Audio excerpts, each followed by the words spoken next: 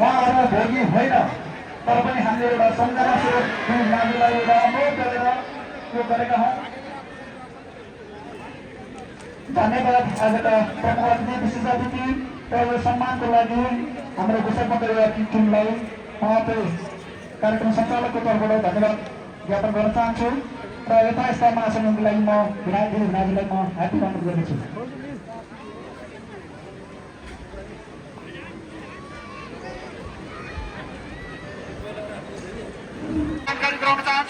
Finally आज होइन गोरुजुदाई पनि हेर्न आयो हामी बेतरवतीमा बाक्लो भिड छ यहाँ चाहिँ।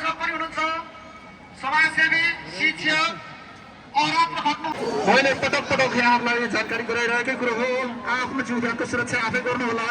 गोरुले बाटो नै देखाएको छैन, मान्छेले त बाटो देखाएको छैन, गोरुले के बाटो देख्ला? त्यो बाटोभरि उभिनु भएको छ।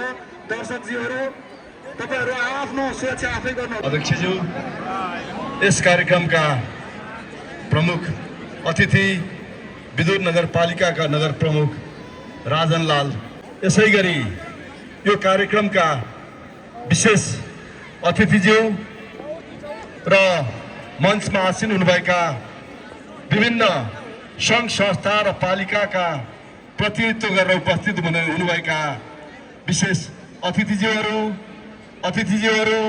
पूर्व नगर प्रमुख सञ्जु पण्डितज्यू लगायत विभिन्न सङ्घ संस्थाबाट उपस्थित हुनुभएका अध्यक्ष तथा प्रतिनिधिज्यूहरू, विदुर नगरपालिकाका वडा अध्यक्षज्यूहरू र तसर्थ सम्म निरन्तरता दिनुहुने बेतरा विदुर नगरवासीको तर्फबाट हार्दिक धन्यवाद भन्न चाहन्छु। आज त्यो पवित्र भूमिलाई आज हामी वर्षको एकपटक खुसी औँसीको रूपमा मात्र, प्रचारात्मक रूपमा चाहिँ हामी आफ्ना पितृहरूको श्राद्ध गरेर यो पुण्य भूमि को पथमा हामीले देख्दै गरेका छौँ र हाम्रा गुरुहरूले जबसम्म बेतरावतीको पुण्य भूमिमा आफ्ना पूर्वजहरूको श्राद्ध गरिँदैन तबसम्म पितृहरूको वैतरणी हुँदैन भनेर चिन्ने गरेको छ। यो कुरा हामीले मात्र होइन भन्ने आशा र विश्वासका साथ मलाई तपाईँहरूले यहाँ 2 शब्द विदुर खानेपानी खेलाडी कृष्णबहादुर तामाङज्यू उहाँहरूको सम्झनामा हामी 1 मिनेट उठेर श्रद्धाञ्जली सभा मौन धारण मनाउनेछौँ।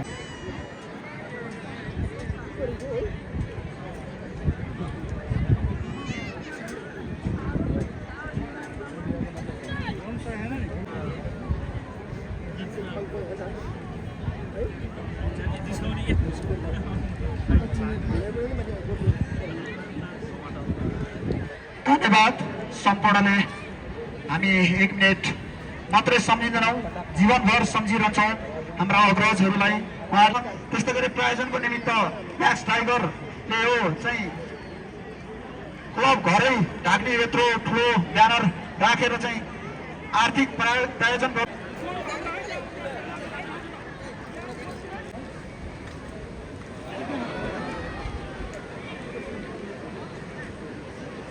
कालो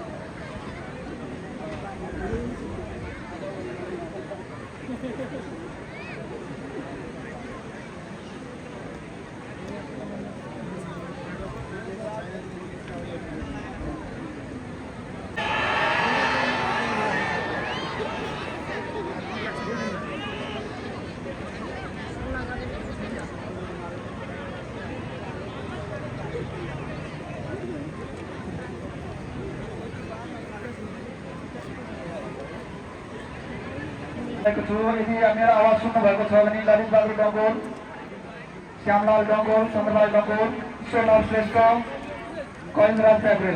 कार्यक्रमका विशेष अतिथि विदुर नगरपालिका उपप्रमुख श्री प्रभा बोगटीज्यूलाई म स्टेजमा आमन्त्रण गर्न चाहन्छु।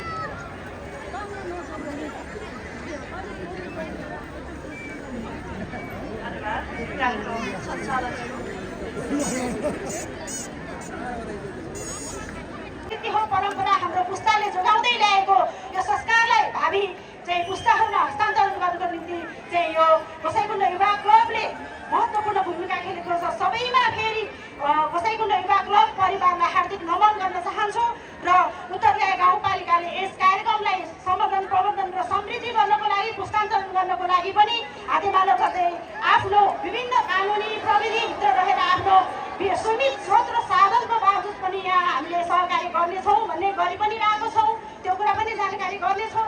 सम्बन्धित हुन पनि हाम्रो सहकारी चाहिँ सधैँ चाहिँ हातेमालो समन्वयकारी भूमिका रहनेछ भन्ने कुरा पनि व्यक्त गर्दै सबैलाई यो कार्यक्रममा उपस्थित भएर आफ्नो महत्त्वपूर्ण समयको पाबन्दी पनि हाम्रो संस्कार संस्कृति र पुस्तान्तर हस्तान्तरण गर्नको निम्ति यो कार्यक्रममा एकजुट हुनुहुने तमाम सबै रसुवा नुवाकोटदेखि लिएर देशका विभिन्न क्षेत्रबाट यो पर्यटन आन्तरिक पर्यटन प्रवर्धनलाई जगेर्ना गर्नको निम्ति उपस्थित सम्पूर्ण महानुभावहरूमा फेरि एकचोटि हार्दिक धन्यवाद ज्ञापन गर्दै मैले मेरो शुभकामना मन्तव्यलाई यहाँ अन्त्य गर्न चाहन्छु। हस्, धन्यवाद।